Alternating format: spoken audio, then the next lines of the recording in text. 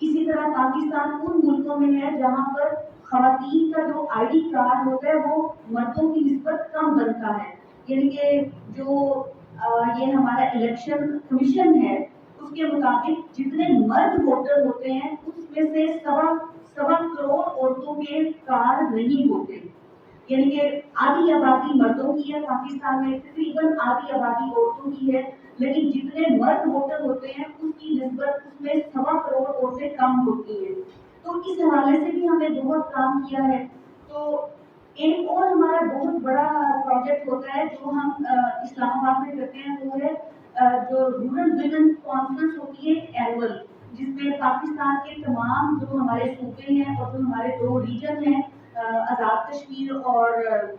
جو گلگت بلتستان ہے، وہاں سے 130 سے زیادہ اضلاع سے خواتین آتی ہیں اور وہ وہاں پر تقریباً 2-3 دن رہتی ہیں اور 2 سے 2,500 خواتین کی تمام اضلاع سے آتی ہیں۔ پھر وہ اپنا مشترکہ ایک ایجنڈا پیش کرتی ہیں اور اس میں یہ ہوتا ہے کہ جو پالیسی ساز ہوتے ہیں وہ وہاں پہ موجود ہوتے ہیں، تو خواتین اپنا جو پریورٹیز ہوتی ہیں، جو اپنی ترجیحات ہوتی ہیں، وہ ڈائریکٹلی ان پالیسی سازوں کو بتاتی ہیں کہ ہم یہ چاہتے ہیں کہ ہمارے علاقوں میں ہماری بچیوں کے جو مستقبل ہے ان کی بہتری کے لیے یہ کام ہو۔ تو یہ جو کم عمری کی شادی کی روک تھام کی بات ہے، یہ ہماری کانفرنس پچھلے 10 سالوں سے کر رہی ہے۔ اس کی ایک ریزولوشن میرے پاس ابھی بھی پڑی ہوئی ہے کہ جس میں وہ یہ کہہ رہی ہے کہ جو ہماری یہ 130 اضلاع سے زیادہ خواتین آتی ہیں، ان کی ڈیمانڈ ہے کہ ملک میں کم عمری کی شادی کی سرکاری سطح پر حوصلہ شکنی کی دہی خواتین کے مطالبات میں شامل کی، اور انہوں نے کہا کہ اس کے لیے صوبہ سندھ کی طرح دوسرے صوبوں میں بھی بچیوں کی شادی کی کم از کم عمر 18 سال کی جائے۔ اس کے لیے قانون سازی کر کے شناختی کارڈ کی شرط لازمی کی جائے۔ صنفی بنیادوں پر تشدد کے واقعات کی روک تھام کے لیے عورتوں اور بچوں پر بڑھتے ہوئے تشدد کو روکنے کے لیے یونین کونسل کی سطح پر کمیونٹی آگہی مہم کا آغاز کیا جائے۔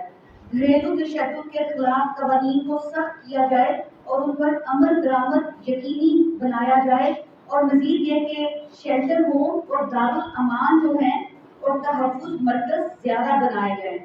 خواتین جو ہیں ان کو بھی نکاح رجسٹرار کے عہدے پر فائز کریں تاکہ وہ بھی نکاح رجسٹرار ہوتا ہے وہ ہو سکتی ہیں جو آپ یونین کونسل کے اوپر کرتے ہیں، کیونکہ آپ نے یہ دیکھا ہوگا کہ جو لڑکی کی اور لڑکے کی جو عمر کا تعین ہوتا ہے وہ بنیادی طور پر پہلے والدین کرتے ہیں اور پھر نکاح پڑھانے والے کرتے ہیں، لیکن وہ تو اندر جا ہی نہیں سکتے، بات ہی نہیں کر سکتے، ان کو تو والدین یا خاندان جو بتا رہا ہے کہ یہ اس کی عمر ہونی چاہیے وہ اس کے اوپر نکاح کرتے ہیں۔ تو ویریفیکیشن کے لیے اس عمل میں عورتوں کا بھی